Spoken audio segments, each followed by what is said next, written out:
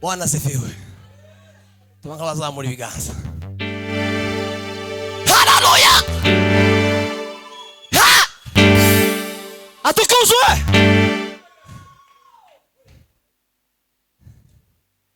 Sinzi amenya umuntu washize ako kantu. Zamone baje kuvuga bazabanza bagahereza. Yo somo sindarifata. Ariko ndabikora. Amen.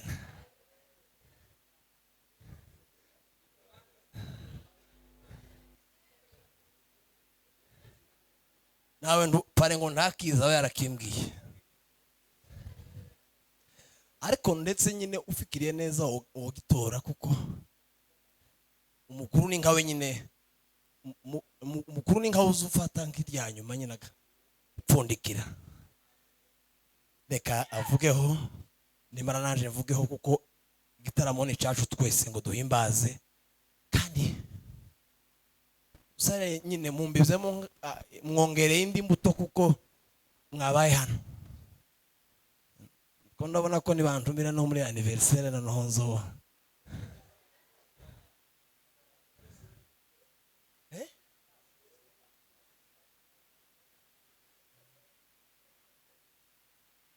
Ejo ngo nari nabaye umuhanzi. Reka banza avuge niyo ndoka aririmba mfite umuhogo hariya uriya wacu. Ngabo banza ushime wa.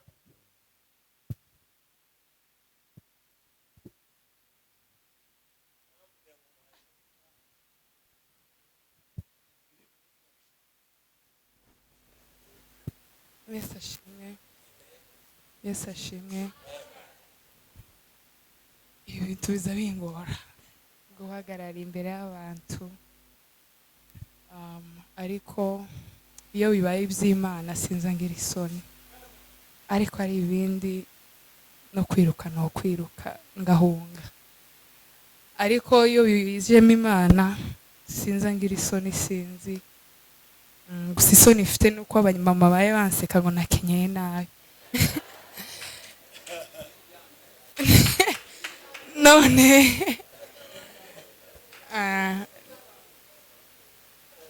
none mubyirengagize ntimubirebe siko kugira mvuge neza tayivuga ngo noneho gitenge nakigize gute. Ako kare gaciyeho. Icyambere turashimiye Imana yuko yadushoboje kuba hano uyu munsi wa none. Ntabwo ari ibisanzwe kugira ngo abageni basenge bari biriwe mu bukwe last umunsi yesterday. Ntabwo byoroshe, tuba turushe. Ejo twarangije ubukwe neza, nari ngiye ko kwikubita hasi, amaguru sinzi ukuntu yari yabaye, ariko twari twavuganye n'uwacu kuva ngira dupanga ku bana kubera ko twese dukunda igitaramo, ariko tukabipanga ariko nsimbyumve nyine kubera umuro, ariko kubw'Imana yadushoboje nubwo twari turushe.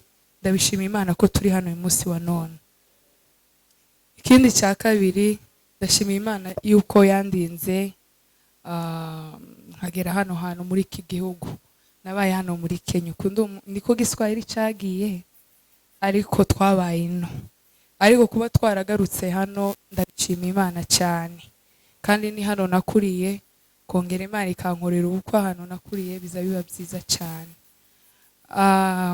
Si uyu munsi ni w'amashimwe gushima twembi babiri. None ga ntimurambigwe, ndavuga amakuru cyane, none ntimurambigwe siko. Singiye gushima ku munsi w'ubukwe, ndabanza nshimire umutware wanjye.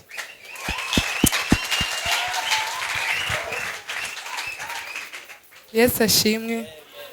Ndabanza nshimire umutware wanjye yuko yemeye akaba ari nje ntora muri Kenya hose. Sinapanze ibyo kuvuga, ariko ndavugana n'amarangamutima. Mwihangane n'abatarababona timwumve nkaho twirasa, ariko umuntu watangiye asenga kare yasenze neza, Imana imuheze n'umugisha. Timubyumve kaho twari twirata ku bwacu, ahubwo ko turavuga imirimo y'Imana. Nimwumva nshizemo akantu ko kuryosha, timwumve cyane, ariko amateraniro ni ukumva Imana. Ndashiramo utuntu ariko muratwihanganira.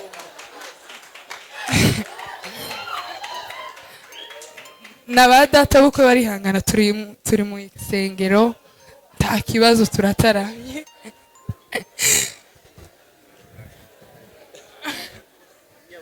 N'ahandi giterane nitwe twakihostinze, so ntabwo tuje kuvuga amakuru yandi, turavuga yacu. So ndashima Imana cyane ko igihe natekereje gushakwa nasenze Imana nsaba umugabo ukijijwe, apana ukijijwe gusa, umugabo wahindutse. Numvaga shaka umugabo nyine ufite imitekerereze misha, uri ready kuvuga ngo hari abantu nyine bakizwa ariko ntibakizwe iby'ukuri, ariko ukenera umuntu ufite umutima usa n'Imana cyane kandi utandukanye n'abandi. Mu bundi buryo navuga nasengeye umugabo uri special, udasanzwe, abantu batamenyera nyine kuvuga ngo apfuye gushakwa. Nasenze Imana, umugabo wanje abantu bazotangare.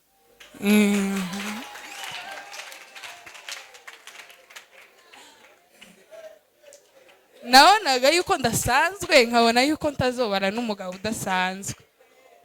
Noneho isengesho ryanje namasengera umugabo wafashwe. Bwana asifiwe. Noneho uyu wacu duhura, nako ntitwahuye nyine, twahure kuri social media, ariko ntiyangoye. Nawe sinakugoye nanje.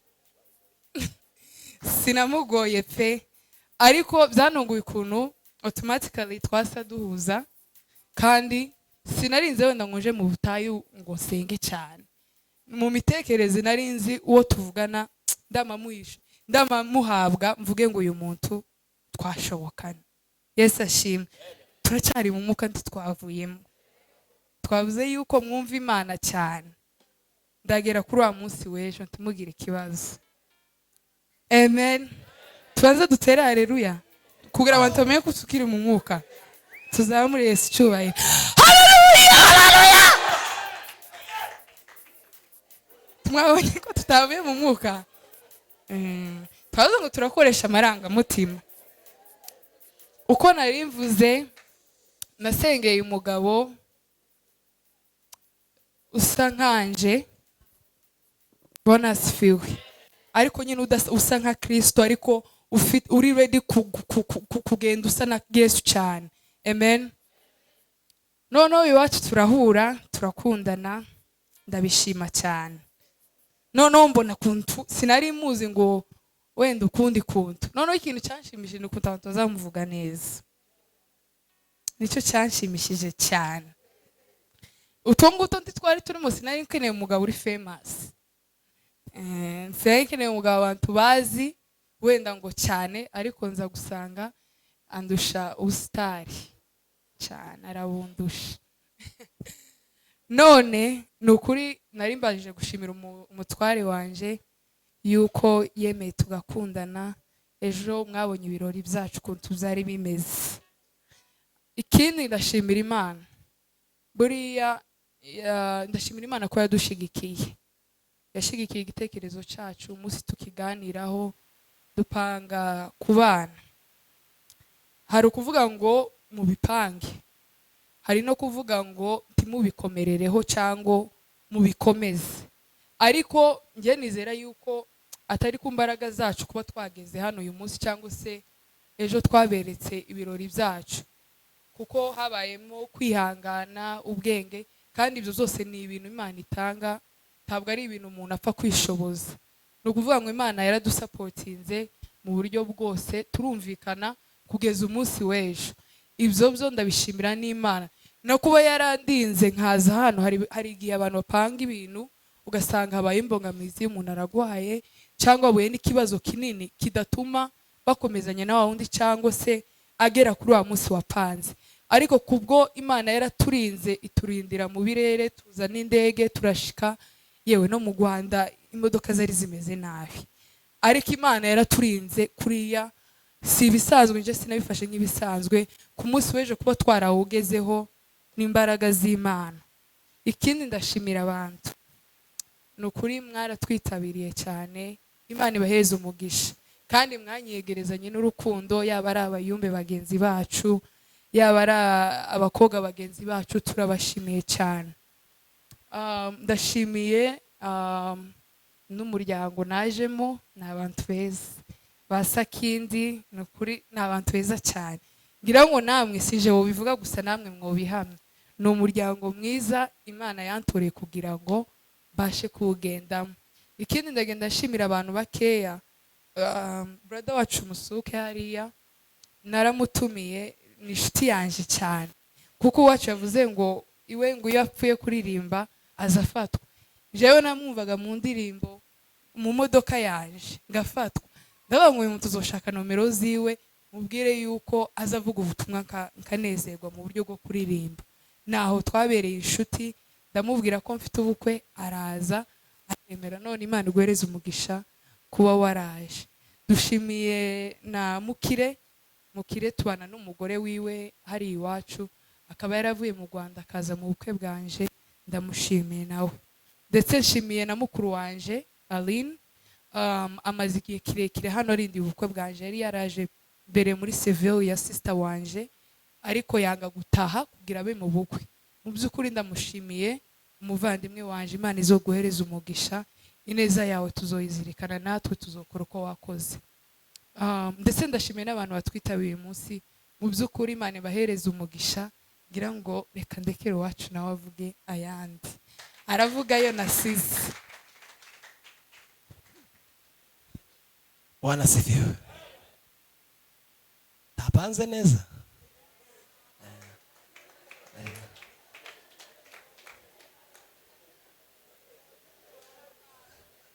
Amen. Ntabwo ndi burondogore, ariko ndishimye. Reka Nyahine yavuze ngo yatavuze, ariko ndayavanga nayo yavuze, kubera ko umutima uranezerewe, ni nkuko n'umutima unezerewe. Mbere ndashima Imana ko tugejeje uyu munsi.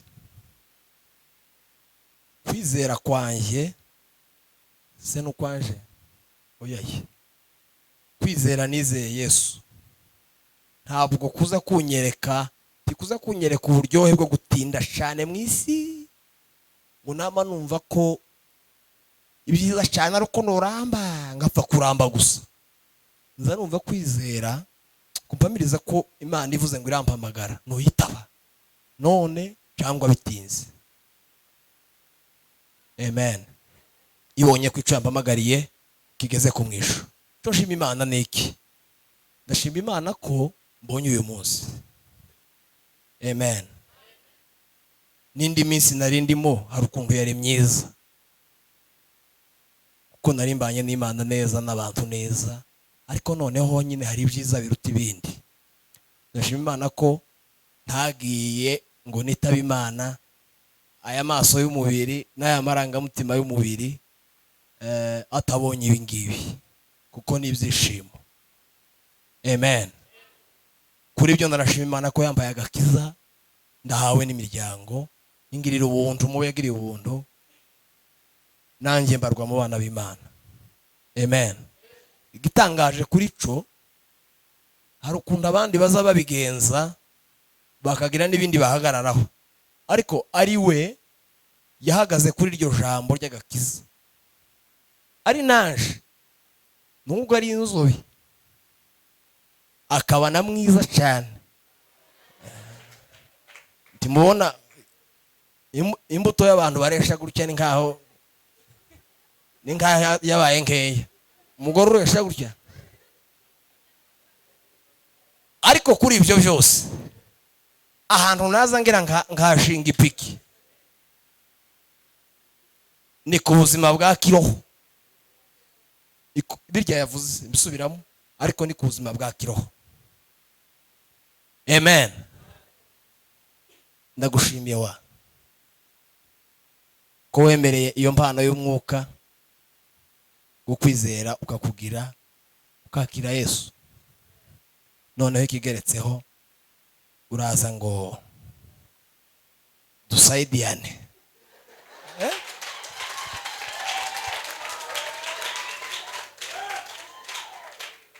Bwana sifiwe. Si umufasha, siwe msaidizi, ni msaidizi wangu. Mwuka wera havuye arahari. Ndabishimira Imana. Pasteri ahise kongera, noneho si no kunsaidia, ni ukuba njewe naje nkabawe. Ubwo ni ukuvuga ngo ukunda inzobe.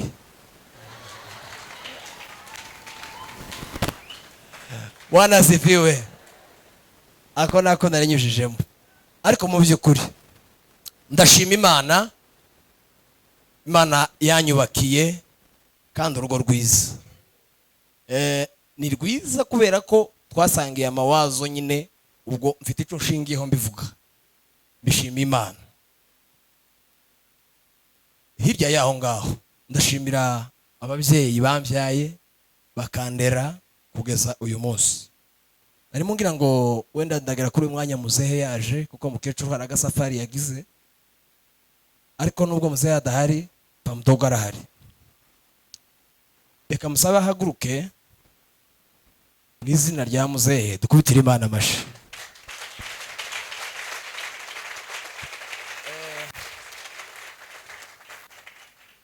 Papa mwarakoze kuko mwatureze neza.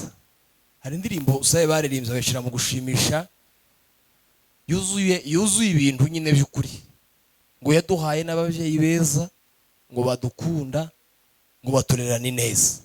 Kurya umwana wareze umuhutaza, nza mbona abana baba bene wacu aza kubita umutwe hasi akamahaguruka atarize.